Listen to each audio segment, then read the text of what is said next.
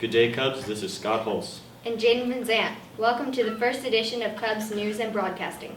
This is the 15th day of March 2017, also known as the Ides of March. In this edition, we will look at Senior Assassins, this year's exchange students, and Power Hour passports. First up is Savannah Acton and a report of lunch options during B-Lunch.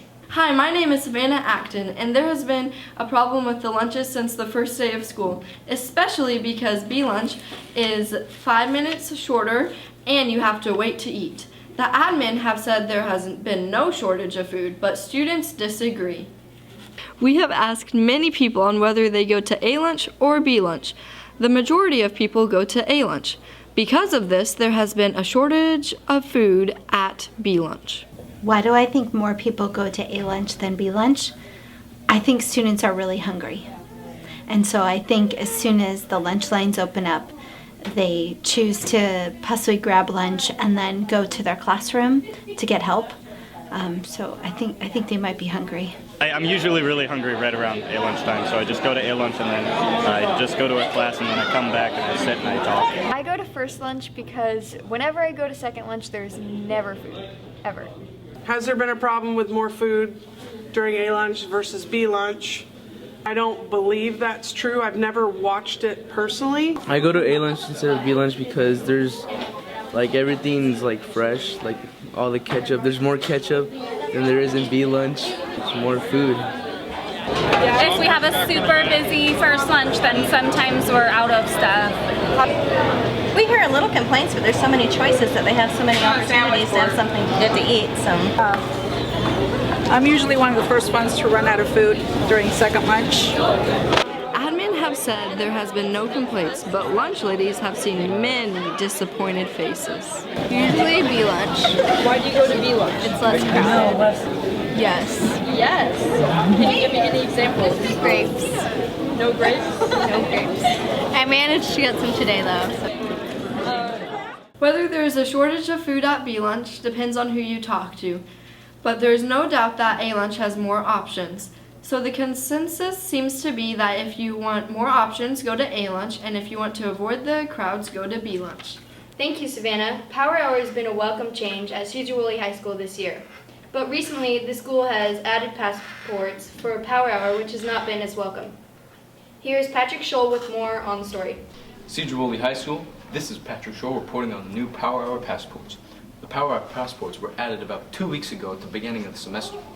Passports are when you sign before you go to that Power Hour for the whole week, and if you don't get signed, then you get no late start Wednesday. To no surprise, most of the students we interviewed did not like the new passports, but admittingly, they did improve their grades. We turned to Elise Gabson, Cameron Moses, and Weston Abbott for those questions. I don't like the passports because I've lost mine twice. And I don't like having to go to Wednesday school when I should be getting sleep. Did Power Hour help you with your grades at all? Oh yeah, drastically. Why has Power helped your grades? Because I can do my homework and turn assignments in on time. Passport was a way to help students plan out where they're going to go and then show accountability that they actually made it to those places they planned to attend. That's all for today. I'm Patrick Scholl. Stay classy, Cedro. Passports will continue to the near future, so make sure to get yours filled out for Friday the 17th.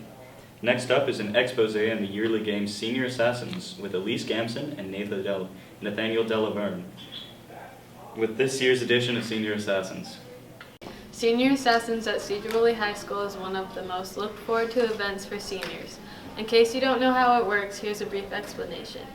Each senior is given 2 targets to eliminate before someone gets them first.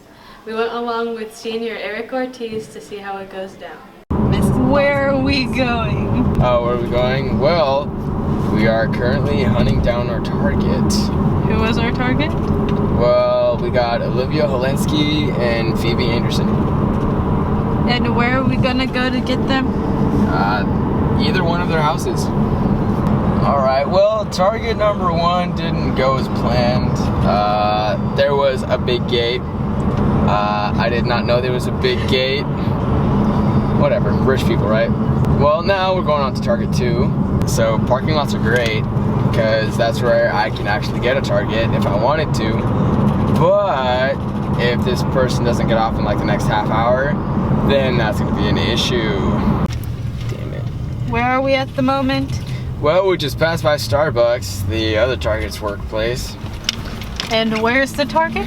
Not here. I got one of my targets, but my partner, Arden Van Heuvel, got our targets last Friday at McDonald's. We didn't have a plan to get them, but we found them by coincidence. He found them by coincidence, so he ended up getting them. So it looks like we're going to move on to the next round. Doing our research, we realized how hard it was for seniors to track down the target and eliminate them. Out of 56 teams that started, there are now less than 16 teams still competing. Scott talked to the debate team before they headed off to state last weekend. Hello, my name is Scott Hulce, and today we will be covering Speech and Debate Club and how they feel about debate.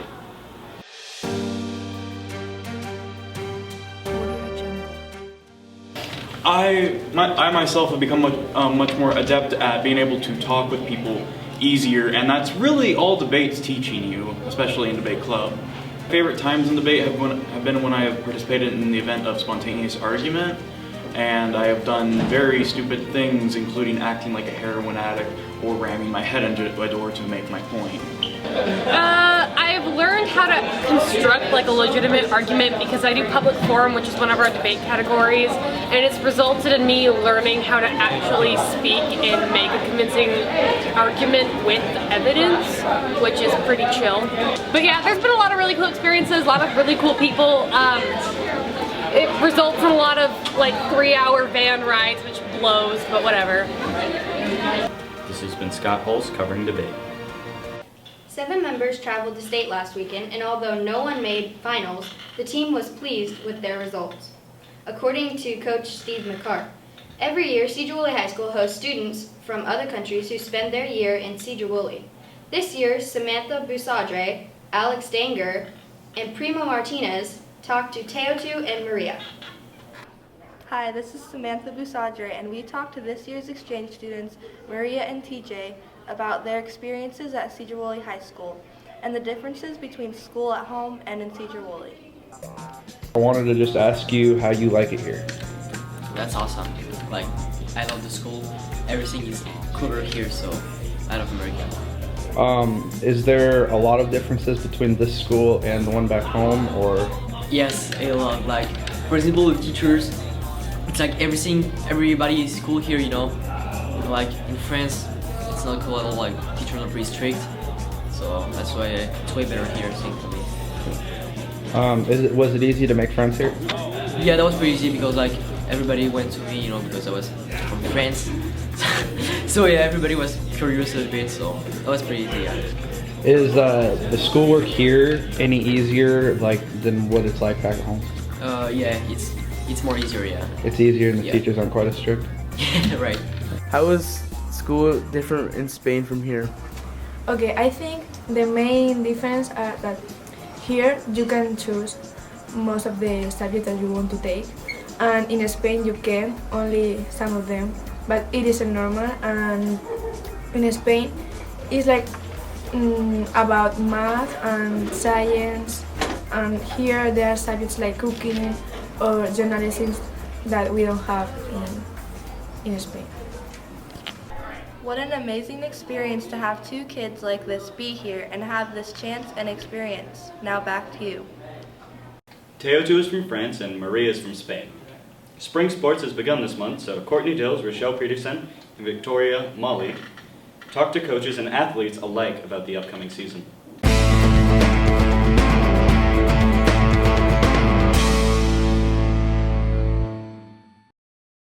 With spring sports now beginning and having unpredictable weather, the athletes and coaches have had to adjust their practices in order to acquire the skills that they need for the first round of eligibility.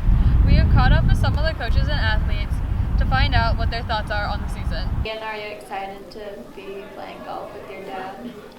Not really. How has practice been going for you this year? Pretty good. We've just been working on fundamentals and stuff. Okay. How do you think your season's going to go based on a couple practices you've had? I feel like it's going to go pretty well. I've been doing really well. Even Mr. Pierce says I've been doing great. Are you ready for golf weather? Yeah, as you can tell by my shoes, I'm stoked. What are you looking forward to this year being coach? The main thing we're looking forward to having a lot of new athletes out this year. We're hoping to have a lot of kids turn out. Also looking forward to starting a brand new season and working with Coach Lee and the other coaches. What are you looking forward to most this coming up season? Oh God, what we're looking forward to most, we're going to have a really young team, so it's going to be fun to see what the freshmen and sophomores can add to the program and how good they're going to be. So far, how's the first day of practice been looking? Well, it's a little cold and wet, but we've got some indoor space, and it's going to be all right. Kids look pretty good. How has softball practice been so far? So far, softball practice has been looking good. Okay, how do you think the season's gonna be? I think the season will be good, but we're gonna be super young, so it'll be interesting. How have you liked coaching? My favorite part of coaching is just the camaraderie with the team. You've got to love the game, but also you've got to enjoy being around the kids. How do you feel this season's going to go after the first couple practices? I feel like it's going to go pretty good. I mean, everybody's working hard and practicing hard. So how do you feel your season's gonna go? I think it's gonna go pretty good because we have a lot of new players, and a couple of the players, like siblings, are on varsity, and they have been teaching the new players how to do stuff. They've practiced in the mud, rain, and sun. They've trained after school every day. Only time will tell if their hard work is paid off. So come support your Cubs at their games, meets, and matches.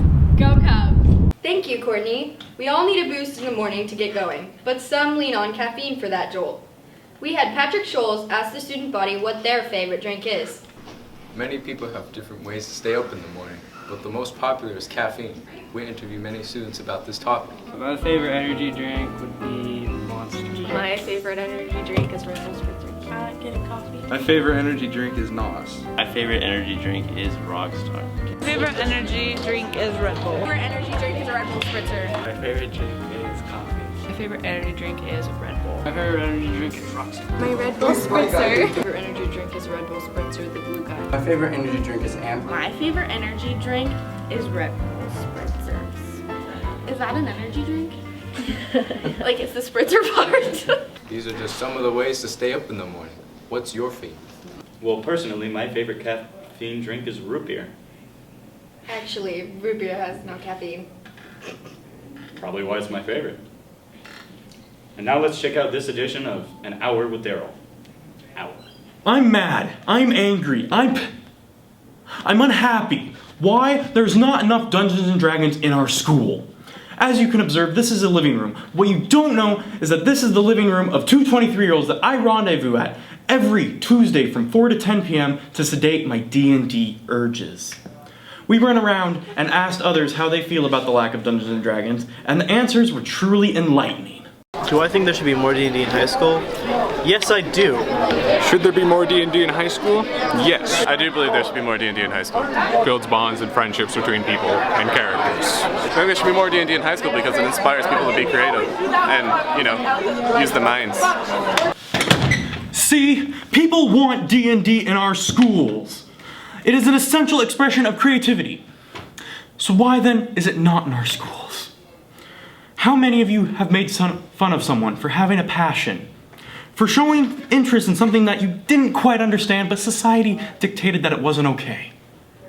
It's been 43 years since Dungeons & Dragons was first released, and still we demonize it. The blame lies with all of us trying to fit in, when in reality we should all just submit to our creative urges in the forms of wizards and bards. I'm Darrell, and that's probably been an hour. If you say so, Darrell. The senior overnight trip is coming, and seniors are getting ready for this year's edition. Maddie Mosier looks at this year's trip. 3 months from now, the majority of the senior class will be going on their farewell trip. This week, we took a look behind the scenes at what the trip will entail and how students are looking forward to it. A staple for senior year has always been the senior trip. No one knows where they're going, what they're going to do, just that this is the last time the entire class will be together. I have two major glaring emotions. One is happiness because we're getting ready to graduate and I don't have to worry about school anymore. And number two is a little bit of sadness because I'm not going to be able to, not everyone's going to be in the same place at the same time in the senior class. And so just seeing everyone go their separate ways, that's going to bring a little bit of sadness to my heart. In past years, there have been hypnotists, trips to Seattle's and the Hard Rock Cafe, and this past year, a trip to Silverwood. Lots of emotion and anticipation surrounds this night, but ultimately, no one knows what to expect. Before, everyone's reluctant to sign up because they feel it's scary to be boxed into a date, and you put on a bus with people you maybe get along with and maybe don't get along with, but in the end, everybody is very bonded, and it's the best experience I think that there is. I think everybody should participate in the senior trip. The senior trip is a for sure way that each senior who attends ends their high school career on a high note. Regardless, I know it's probably going to be a fun time, so I don't have to worry about that part of it, and I trust all the committee that has put it all together. So it makes me less nervous just because I know regardless, I don't have to worry about having a good time or a bad time. It's going to be fun regardless with the people that I'm spending it with.